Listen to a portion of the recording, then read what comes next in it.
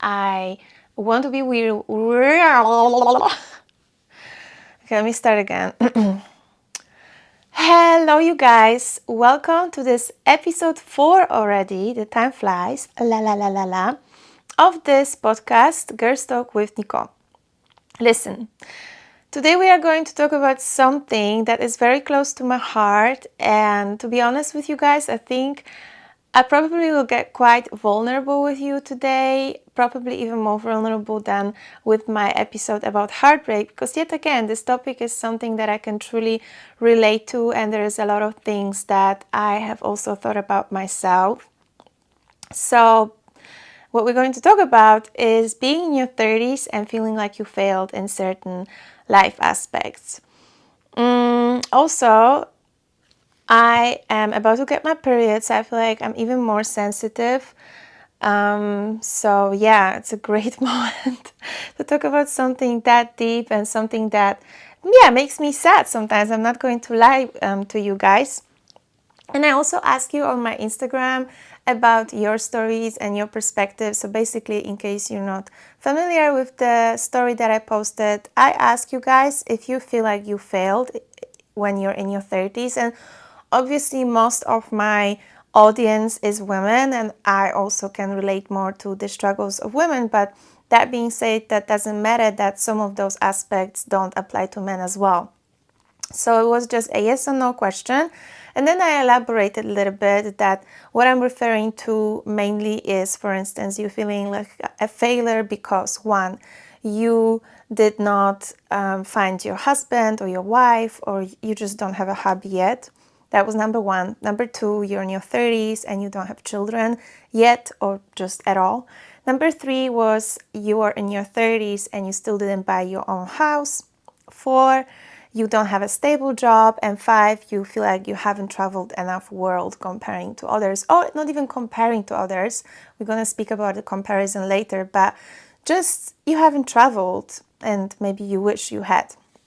So those were the 5 things that I could come up with myself, because those are the things that either way have crossed my mind, but also some things are from conversations with others, because obviously I speak with a lot of people also during my classes and after, and I really like discussing, so I end up having a lot of conversations with a lot of people about life. And I heard those things repeatedly coming from different people from very different types of worlds, one could say. So during this podcast, we're just going to discuss it. We're going to talk a little bit, as in we, myself. I'm going to tell you my conclusion as to why actually do we find ourselves in this space where we feel like we failed. And I'm going to, of course, give you some tips on how to maybe stop feeling like this, or maybe not necessarily stop, but how to help yourself when you're feeling like this. Because like I already said, and let me repeat it once more, I feel like, yes, I do feel certain of those things that I just mentioned, not all of them. And the truth is, some days I feel it more and some days I don't really care, but I worked out a certain coping mechanism onto how to stop myself and how to just move on without getting ultra depressed and feeling sad, okay? So yeah, I'm going to share with you those, and then also I'm going to share some stories from people who have shared their insight and just their stories. So that's the plan for the podcast. Before, however, I will dive into that, I just want to rant you guys a little bit about my day-to-day. So again, if you follow me on Instagram, you saw my stories that a few days ago I have bought a microphone for podcast, and I was super excited because the truth is, I got obsessed with the sound quality ever since I started this podcast, and I really, really want this to be the way I like it to be. So I listen to a lot of podcasts as well, and I noticed that I pay a lot of attention to the types of sounds that people have on their podcast, and it varies actually.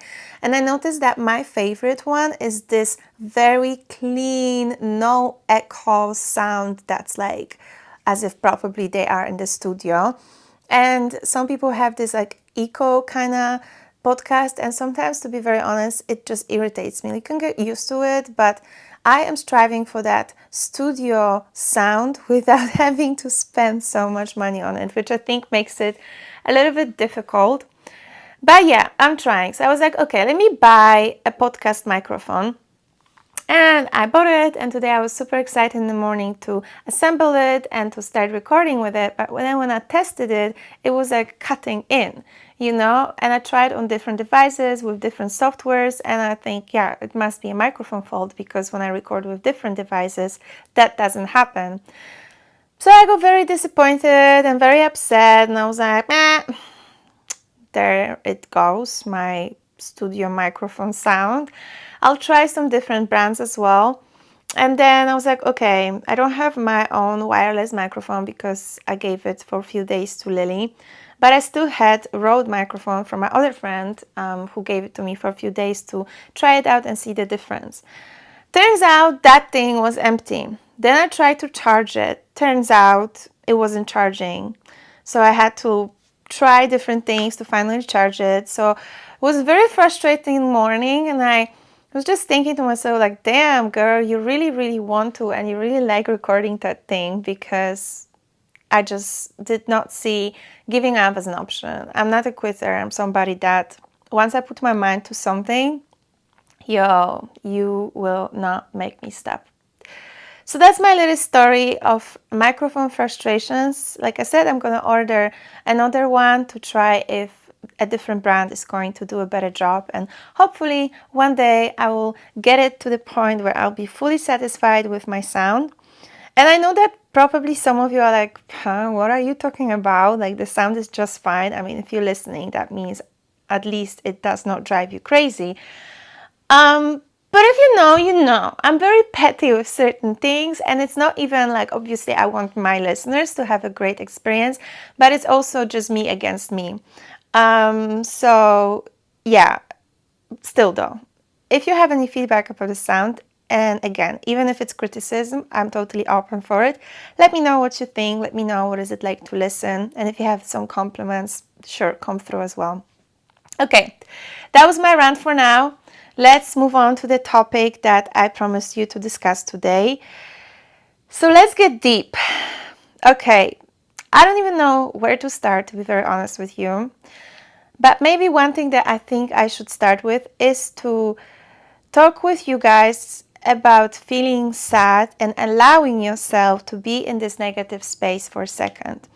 Because maybe if you know me, you know that I am somebody who is very much of a push-through kind of person, as in, I don't like staying negative for too long, I don't like complaining, and I truly believe that a lot of times, if you think positively and if you just radiate this positive energy, you eventually going to attract nice and positive experiences in your life. Yes. So I feel like if you let yourself stay in this negative hole and see things in dark colors, you're not going to help yourself.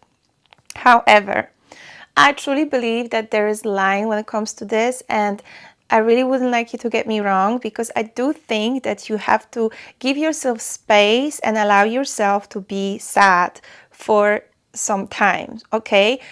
Emotions is something that fluctuates. You cannot be happy all the time, and you definitely shouldn't be sad all the time. And that's why, like I just said, I really feel like if something happens that really hurts you and makes you feel sad, you should give yourself space and time to let those emotions out, let them in, let yourself process them.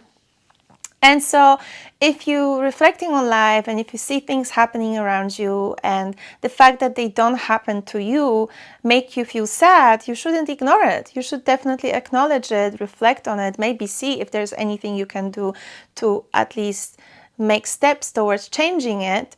But just so you know, yet again, I'm all in for letting yourself being sad, maybe even jealous, in a healthy way, and just letting those emotions sink in. And for me, for instance, I spoke about it before, that sadness usually hits the hardest before my period. I told you guys I have ADHD, and a lot of times with women who have ADHD, PMS, and those depressing thoughts are also a part of life when it comes to PMSing and being before period. So throughout, especially last few years, like 2 years, I noticed that the darkest thoughts cross my mind before my period, and then after my period, they're just poof, gone, and I feel totally fine. So it's good to know for me personally that it's part of my circle and hormonal changes, not necessarily a part of my default thinking, but still those thoughts are there. And like I said, it's kind of funny, not really funny timing, but it's just maybe a good timing to discuss it right now with you guys, that I am in that a little bit more negative space comparing to the rest of the month, yeah? Bueno, let's just start speaking specifics. I mentioned it at the beginning of this podcast, but let's just touch upon the point number one, which is being a woman in your 30s, or again, maybe that also applies to men as well, and feeling like not having that stable relationship makes you feel like you failed, period. Okay? Before I continue on that, just let me let you know one more thing. Even though I'm talking about 30s, that doesn't mean that if you're in your 20s, you should not feel like you are failing or like you failed. If this is what you feel, there must be something in it or about it that makes you feel like this, and you should definitely let yourself explore and try to understand why is this that you feel like this. But I'm speaking specifically about 30s because I really noticed by myself and also while talking with other women that there is this thing that when you hit your 30s and when your 30s starting to passing your 31, 32, 33, you really get a little bit more emotional and more stressed about certain timelines and certain boxes that you supposedly were supposed to tick. Okay, so there we go. One of those points is not having a stable relationship, and I think very connected to that a lot of times, especially for women, is not having children. Because obviously, if you don't have a stable relationship, prospects of having a child is kind of, well, not likely to happen, I presume, in most of the standard situations, right? Circumstances. And yeah, like I said, I'm going to be genuine with you guys and I'm going to be vulnerable. And to me, that is very familiar feeling, you guys. When I was in my 20s, I had 2 long-term relationships of 4 years, and I also lived with my second serious boyfriend. So back then, when I was like 23, I would have never expected myself being in my 30s. I'm 32 now, and not having a partner, because I consider myself a relationship girl. I really love living with someone, and it was making me happy to just, be with that partner and having somebody to share my life with, literally.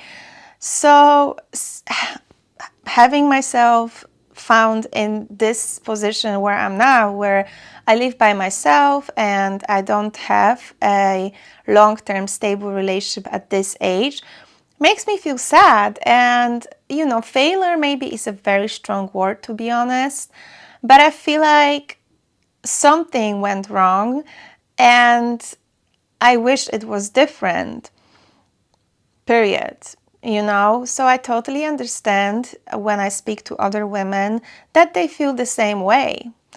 There's really not, on the one hand, there is so much to be said about it, but on the other hand, that's as simple as that. One would like to have a partner at this age and probably at a younger age as well.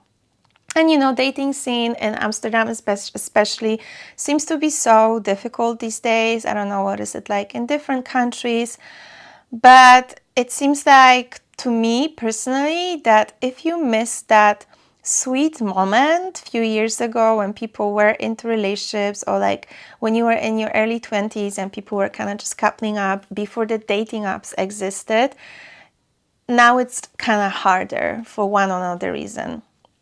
And like I said, not having a partner is also very much connected to not having a child. And if you're somebody who really would love to have that family life and have children, that can hurt a lot. To me personally, I am feeling right now slightly confused as to whether I would like to have children or not. I'm really going from, yes, I would love to have a beautiful family and it looks like something so beautiful to have. And then the other day I go to like, I don't really know you guys, because it doesn't look like that much fun when I look quite closely at some of my friends. But still, I know that a lot of women have it crystal clear for themselves that they do want to have children and that they do know they would be an amazing mom. And so when not having this stable partner in their life, that makes it very painful to realize that that very big thing stops you from having something that you truly would like, which is a baby and a family. And obviously a husband or a wife is a part of that family picture. So it's like a little bit of a double pain, I presume. And I must say that when I asked the question on my Instagram, I saw a lot of stories from women who said the same thing, that I'm in my 30s and I really want to have a baby, but I don't even have a boyfriend yet. So the situation is not very great. It doesn't look really good. So yeah, I can totally relate to this. We are going to talk about what can we do about those things and what do I do myself.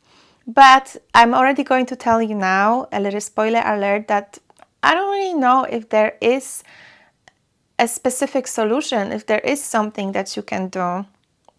Because when it comes to those 2 points, before I move on to the other ones, that's the difficult thing, in my opinion, when it comes to love and relationships. There's a lot of things in life that you can really work hard for, and if you really put your mind and your soul and your sweat and hard work to it, you're going to make it work for you. Like, for instance, next one that we're going to talk about, buying a house. But my feeling when it comes to finding a partner, finding love, is that sometimes no matter how hard you work and how bad you want it, it's just harder than that, because there is other person involved in it, and love is not something that you can force or that you can work on, you know what I mean? So of course there are things that I spoke about with my friends and the people that I think do help, like for instance, very simple, just going to date, dating and dating and dating, and increasing the chances of finally meeting that person that has the same life goals and the same intention of having to build future together. But still, sometimes you might be dating for months and meeting hundreds of people, and for some reason it just doesn't happen.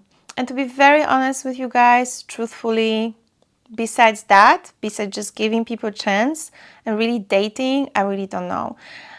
To be positive though, because there is something positive though about it, I truly do believe though that you are increasing your chances big time if you go for dates a lot. And also another thing that I feel like will help you is to be very specific and very straightforward as to talking about what you want. And I'm not saying that, during the first date you should be instantly talking about having a baby, buying a house, and just having very strict timeline. But to me, I really do notice that it really has changed the type of men I started attracting a few years ago, when I was very straightforward as to what do I want, what do I accept, and what do I not want. So those are things that I definitely support when it comes to trying to change that particular thing of not having a partner and not having children and really wanting it. But yet again, I do think it's difficult. Yeah. Sad story, but that's the thing. It's life. Sometimes, I feel so bad. I feel like it sounds so negative now, and I really don't want to bring you guys down. But then, yeah, on the other hand, I'm just trying to keep it real with you. And again, please mind you, I'm about to menstruate, so my hormones are like all over the place. I think I'm gonna make this episode, I'm gonna remake it after my period and see how my viewpoint changes. But right now, all I'm gonna say about that, I'm in my 30s and I feel like I failed because I don't have a stable relationship, is I feel you, girl. I also really want it, and I really hope that it's going to happen for you and for me. And if you're somebody who truly craves to have children, I feel for you a lot. Again, I can't relate fully, but I really, really feel for you, because I can imagine that for us women, this is something so painful when you see your biological clock ticking and you know you're going to be such a great mother, but you just can't find a worthy partner to do it with. And I know that some women decide to do it by themselves. Great. I have an opinion about it, but that's not the time to speak about it. But the thing is that I really would like to personally ask you for is to not have children with trash men just for the sake of having children. Because truly, I feel like having children is something kind of selfish, to be very honest, of us. Like, we just want our baby. Like, we just want the baby that's coming out of us, that looks like us. But I really would like to ask you to maybe think about it twice and think of the life you're going to give to this child if you're deciding to have this baby with the guy who has been hurting and disappointing you for your whole acquaintance time or for your whole relationship. Because the truth is, a child needs both parents, you know? And that's what I think, to be very honest with you. And if you're growing up as a girl with a father who's there and then he's not there, and there's this inconsistency, well, I don't know, man, if it's worth to bring this child on this earth just to like give it trauma. You know what I mean? I really think that the best way would be having children when your relationship is very stable and when you both are ready, you know? And now that I'm talking about it, like, I do realize that there's women who from the very beginning decide that they really want to do it by themselves, and you know, sometimes they do it through like a sperm bank and stuff. Yeah, cool. I know that you can give the child all the love in the world, and you can be a good mom and a dad in one person, and if you have financial means, that's great as well. But yeah, maybe it's my personal traumas kicking in and my personal experience that when I look at my father like being really flippily flop, I wish sometimes that my mom would like choose a better one for me, to be very honest. But then, you know, obviously if she didn't have me with my dad, I wouldn't be here right now. So yeah, it was meant to be, I guess. Okay, let me move on to another point, which is I am in my 30s and I feel like I failed because I don't have my own house. This is me. This is what I feel. I have days, again, it's not like a constant feeling. I don't have it every day. Sometimes I flip and I feel totally super grateful about my rental apartment in Amsterdam and I feel super proud of myself. But to be very honest with you guys, I have days when I feel, yeah, like such a failure that I don't have enough financial means yet to buy a house, especially when I see people around me who are my age and who have a house. However, I get myself out of that negative space real quick by reminding myself who are those people that bought a house. Because the truth is that we haven't had the same start, all of us, you know? Some people were born in circumstances that allowed them to just have us, they were just few steps ahead of us, and as life continues, they're constantly, if they continue working on themselves and on their life, they constantly will be those steps ahead.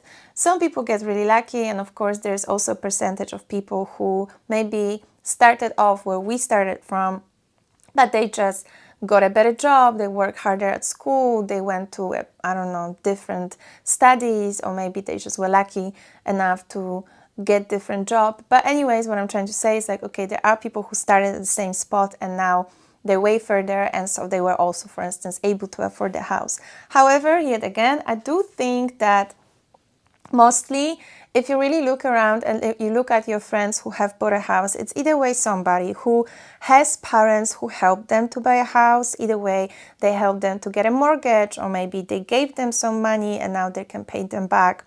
Also, you have people who inherited some houses, like for instance in Poland, that's a thing a lot of time, that people get apartments after their grandparents when they're passing away. And then especially if you have a partner, if you combine those two apartments that you'll get from your grandparents, boom, you can afford a nice apartment to buy together if you sell those two houses. And then you also have people, again, who are in relationships, and if they put their income together, they're able to get some mortgage. So then when you look around and you realize that those people are in totally different circumstances than you, at least in my case, it will really quickly make you feel less like a failure because you don't have a house. You know, and also another thing that I remember a lot is that I live in Amsterdam, and I guess if I lived in a smaller town, it would have been maybe a little bit easier to maybe not buy a house but get a bigger apartment, because my problem is that, first of all, I have days when I feel like a total failure because I don't have a house, like a bought house. And then other times I feel very upset that I have a very tiny apartment, and I feel like at this age I should have had at least a bigger place with more space. And to be very honest with you, so I live in a studio apartment of 35 square meter. But then yet again, I remember and I realized that what I'm paying for this studio apartment is what my friends pay for their huge ass houses in smaller towns. So then it's just life choices, I guess.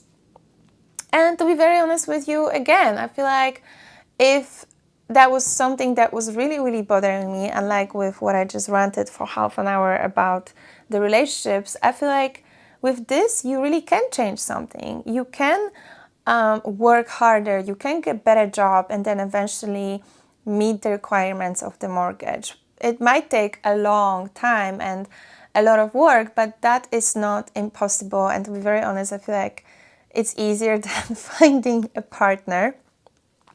And again, it also depends on where you live, because I know some of my friends who live in Amsterdam who have quite good jobs, but they still were not able to get mortgage when being by themselves. So that also is something, that house thing, I feel like is something very much coming from the society standards, I would say. That pressure from society who put those invisible standards for us that we all know about and that we all compare ourselves to. But also another thing is that those standards, you guys, actually, if we think about it, were set years ago. They were set by our parents, actually. And the crazy thing is that our parents' life and circumstances were so different to what we are dealing with now. I mean, I'm pretty sure you must have seen it every now and then somewhere on the internet, that the proportion of the salary and housing prices or cars or in general life costs are so different right now than what it was with our parents. And of course, we are in a worse situation. I don't remember exactly the exact numbers, but I remember that was something crazy that, like, let's say 30, 40 years ago, a house would cost 50,000, whereas now it costs 300,000. And the salary has increased maybe, I don't know, 500 euros. You know what I mean? So we're just living in a crazy world. And what I'm doing basically to make myself more sane is to remind myself about all those things. and just be grateful for what I have, because at the end of the day, I still have roof over my head. So I guess I'm not doing that bad, I presume. Okay, let's move on to another one. I am in my 30s and I feel like I failed because I don't have a stable job. Yeah, girl, with this one, I'm not on the same boat. There's that one thing that I feel happy about, and that is my career. But, I think again, it comes down to those standards, because if we look at those standards of society, this is how it goes, right? You go to study when you're in your early 20s, you do your studies by 25, 27, you get your first professional job, and so by 30 something you're already quite well set in your career, and you're only going higher, and you're getting promoted, and you're getting more and more stable, right? This is what the standards of society are. And of course, we still see a lot of people following that standard, good for them, but that doesn't mean that this is the only good way. I've been thinking about it a lot, and the truth is that if you gonna live for like 70, 80 years, look how much time you have to just make changes and switch things, go back to school. And I feel like what's the most important when it comes to that particular thing is that you feel happy and fulfilled. Yeah, if you have a job and you wake up in the morning and you feel like you really don't want to do this, I feel like this is a sign for you to change things, regardless whether you're in your 20s or whether you're in your 30 somethings. If you feel like you want to make a career switch and go back to school, study something and start over, I feel like it's fine, because even if you graduate from the university at 39 or 40, you still have 30 years to build up your resume and to build up your experience. And the thing is that you can get stable in job, you can get quite well set in a job within 2 years, after you started. Usually after 2 or I think 3 years. In the Netherlands, for instance, you get permanent contract. And if you're really good at what you're doing and it brings you satisfaction, you're going to excel and get promoted way faster than with somebody who's not really that passionate about it, I would presume. So at the end of the day, to be very honest, I don't think it's that serious. And also another thing is that job is just a job. If you making money to pay your bills, is this really that important to make yourself miserable about? I don't think so. I feel like there's so much more other important things to take into consideration. And yeah, of course, making money and having a job is a part of our lives, and you can't escape it because we have to pay bills. But I really feel like we shouldn't attach our value based on what we do. Because yet again, I really feel like it's this society monster in our head that tells us that, oh, if you don't have a job that's like flashy and fun to talk about, that means you failed. Why? And again, what I'm trying to say is that, for instance, I am somebody who's very passionate about my job, and I wake up in the morning and I'm always super excited about what's the day about to bring. And that's great. I really love that. But I also know people who were working in very high-end jobs like finances, but they were miserable. And so eventually they made this brave decision of quitting the job, and they started working at a cafe, selling coffee. And even though according to the society it's a crazy decision because it's giving away this beautiful fancy job for coffee making, the fact that it was making them so much happier and their heart was lighter already shows that this was a good decision. So yet again, as long as you can pay your bills, who cares? If you don't know yet what you want to do, and you feel like you're in your 30s and you should, according to the society, you should know what you want to do, let it go, explore, get to know yourself, go for some courses, do some tests. And if that will show that you actually should have studied something totally different and you feel like, again, it's too late for you to start, shush that voice that tells you that it's too late and just do it. At the end of the day, we're just 32. We're not even halfway unless we die earlier, but statistically, we haven't even made it to like halfway of our life.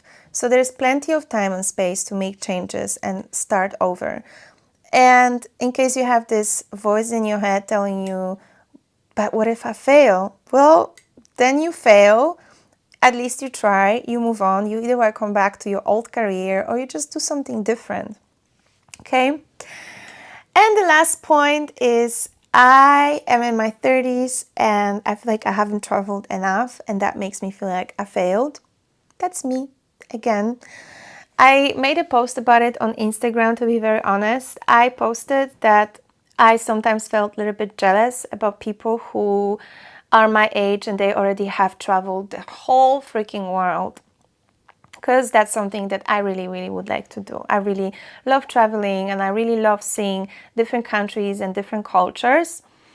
And again, I just took a while to look at those people and their stories as to who they are, what kind of household they're from, how come they traveled and I didn't. And the reason basically is that they're coming from richer households. Their parents were taking them for holidays when they were little.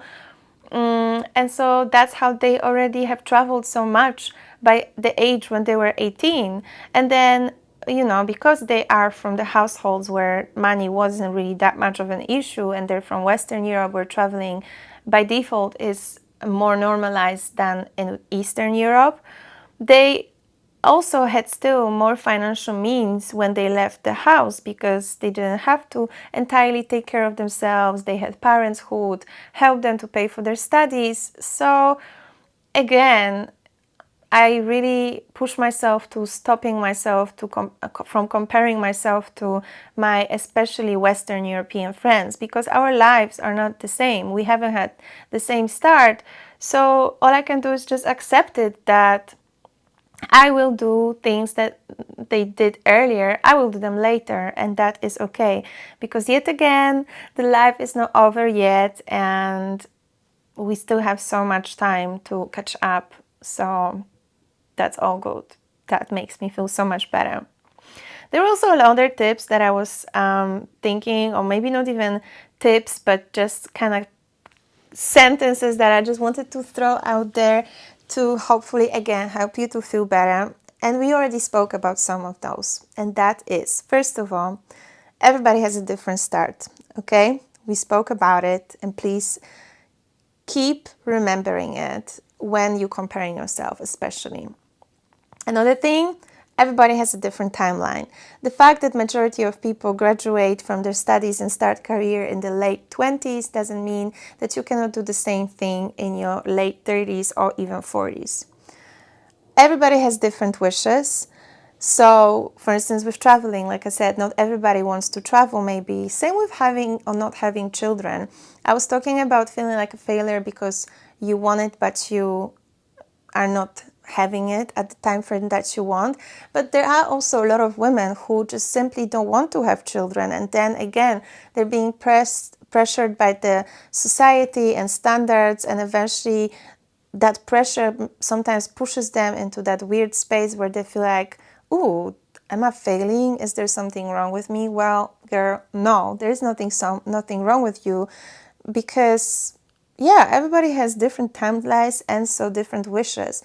And when it comes to this, like having children, or maybe even, the house thing or relationship thing, I really feel like it's important to stand still for a second and ask yourself whether it's your wish, you feel sad that you don't have it because it's something that you truly want to have, or is it because you're comparing yourself to the society, but at the end of the day, it's not even something that you want truly. I think that's very important to ask yourself this question. And that brings me back again to the point about relationships. So obviously, when I look around and I see a lot of my friends being in relationships, and some of them are in relationships for a very long time, I started a long time already ago ask myself a question whether this is actually a relationship that I would like to have. Because the thing is that I noticed, you guys, that there's so many people that are together for many, many years, but they're actually not happy. It's just more comfort, you know. They settled and now they live together, now they have a house together and they have memories together, and maybe they see that the dating scene is not that fun anyways, and then they just decide to settle for whatever there is. And that's something that I could never do, especially now when I'm in my 30s. Even though it hurts, I'm not gonna lie, I would love to have a partner to come back to cuddle to tell him about my day and about my plans for the future, have somebody to get the groceries when I can't, you know? I really would like to have that. But I would never sacrifice my basic needs and standards just to be with somebody, you know? If I let you into my life, you have to be somebody who brings value into my life rather than who brings headache, period. If you're somebody who's just going to be stressing me, who I have to babysit, because I'm sorry, but a lot of men are like big children, then I don't want it. If I am supposed to live with a guy and all I get in return of a little bit of affection and company is extra household work where I have to wash your clothes, fold your clothes, wash the dishes, maybe even take care of you financially. Are you nuts, bro? Are you crazy? Hell no. Then I'm fine alone and lonely sometimes, you know? Then I just cuddle my pillow and cry myself to sleep because, nah, man, this is not something that I'm talking about. So maybe, not saying it's toxic, maybe it is, but maybe sometimes if you feel sad that you're alone in your 30s, look around, you know? And maybe if you want to hang out with a friend and you call her, she's like, oh no, I'm with my hubby. And then you're like, oh, that must be so nice because I wish I had my hubby. Take a look again at the relationship. Isn't it that guy that she was complaining about 2 days ago, that he doesn't do anything, that he cheated? Because then what are you jealous about, girl? You know? Just a little hint for you. Well, not even a hint, but like a tip for you to make yourself feel a little bit better. And remember that at the end of the day, if it's not quality relationship, you don't need it. And maybe that's also the reason why some people get into relationships a little bit later, because then you are actually a grown-up human being and you're ready and mature enough to share life with another grown-up person. And speaking of being grown-up, that brings me to another point of being a parent. So again, I feel like it's a little bit societal thing and that pressure and standards that having children in your 20s was a thing, especially in Eastern Europe. But I don't necessarily think that that was the right way to do it, because truly, think about it, when you were in your 20s, I'm going to speak of my personal experience. When I was in my 20s, I was not the wisest person. And I'm not saying that I'm now. I wonder if I'm in my 40s, whether I'll think the same about myself now, because I'm not gonna lie to you guys, I do consider myself quite smart and emotionally mature. But when I look at myself when I was in my 20s, I do see a lot of mistakes that a regular 20-year-old would do, no biggie. And I also do see that I made a lot of stupid decisions that yet again are a part of being in your 20s. But I'm really happy that there wasn't a child with me in those 20s who would become a lot of times a victim of these poor choices.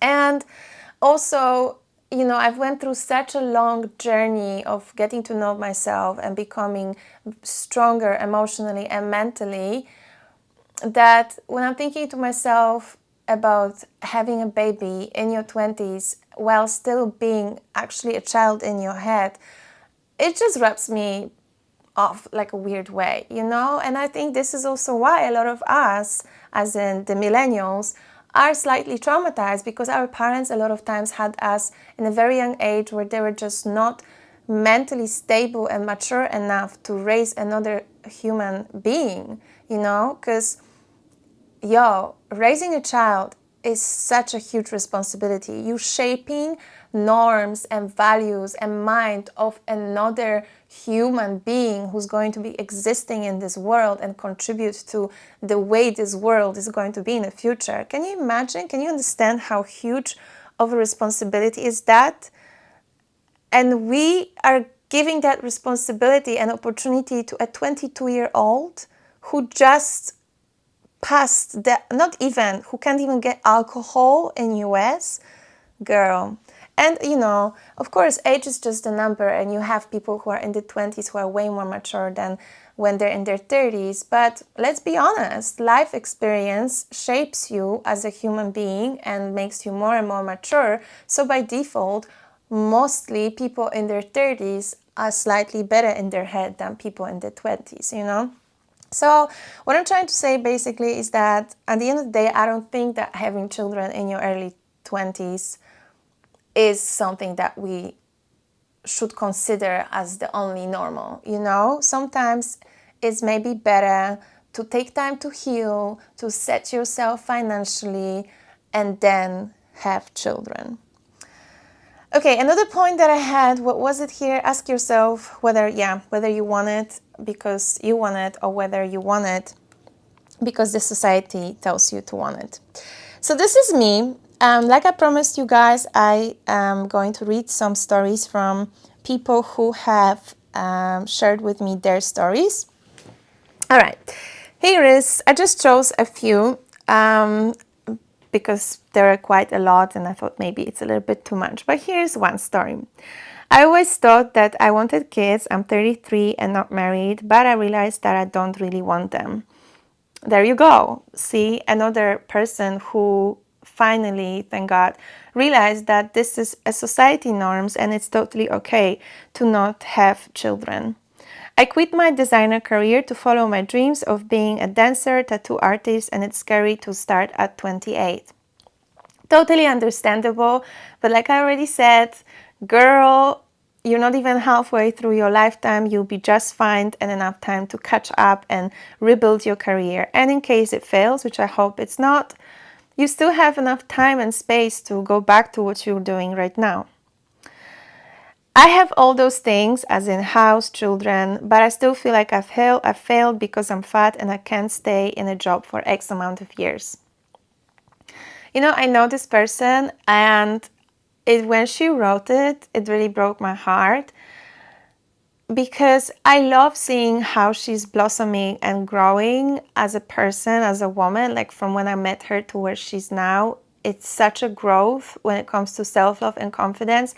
And I feel like as she continues to working on herself, she will get to the point where being fat or not being fat won't matter to her because, like she said, she has a child or children, she has a house. And yeah, not being able to stay at a job, again, who cares? As long as you can pay your bills, and hopefully one day you will find a job that is something that makes you want to stay and make efforts. But if you're listening, you're doing great. Girl, I have all those things, as in all those points that I feel like I'm failing. People judge always, and it's so hard to ignore it. Very understandable. I don't have a man and I want to have a baby and the time is ticking. I've had those messages so many times. And yeah, like I said, I do feel you, but I really, really hope that those women in act of despair won't decide to have a child with anyone or just to have a child to have a child. You know what I mean? Another one, yes, I do feel like a failure, especially from older generations from Eastern European countries. And again, pressure, be pressuring. Realistically, I know I'm fine. I'm so happy with my life, but I feel like those things will never happen for me, as in having a house, baby, hobby, and traveling. I'm 30 and thriving because I am finally doing and being for me. Yes, let's go. I don't have a stable relationship since 2018 and I'm moving countries and jobs. And that is great, right? Just traveling and living life and taking it day by day. Exactly, the same as you. It just feels like I don't have anything and it feels very lonely sometimes. Relatable. I'm 32, living with roommates, single, no kids, nice career though. But yes, I do feel a pressure. It's no longer possible to achieve all without our 30s or 40s unless somebody has rich parents. Society evolves and cost of life tripled from our parents' generations as study times. Also, even though I'm not 30, I feel like I'm also late to the society standards. Yeah, I feel you. I understand. I'm just trying to look if there was anything else that I wanted to read for you because I felt like yes. But yeah, so I just wanted to read those things because I was like, okay, let me show you that it's not me who's reflecting on it. And again, I got a lot of messages like this. But I hope that at the end of the day, either way, your self-work, look, this is what I hope for. Either way, through self-work and this inner reflection, you will let it go and you just realize that you're happy with what you have and where you are. Or another thing is that I hope that, well, if this is something what you truly, truly want, I hope that you'll get it. And I hope the same for myself. Yeah, I think that's it. I think I've said everything that I had in my mind. I really hope that I wasn't really rambling as much because, to be very honest with you, I feel like this episode was the most difficult for me because I really wanted to stick to the point, but then, you know, there's so much to say about it. So I hope it was easy to follow and I hope that you're not lost in my thoughts. And I really hope that it kind of made you feel better and that it helped you at least to relate. And yeah, I'm sending you lots of love and I will speak to you next time. Bye.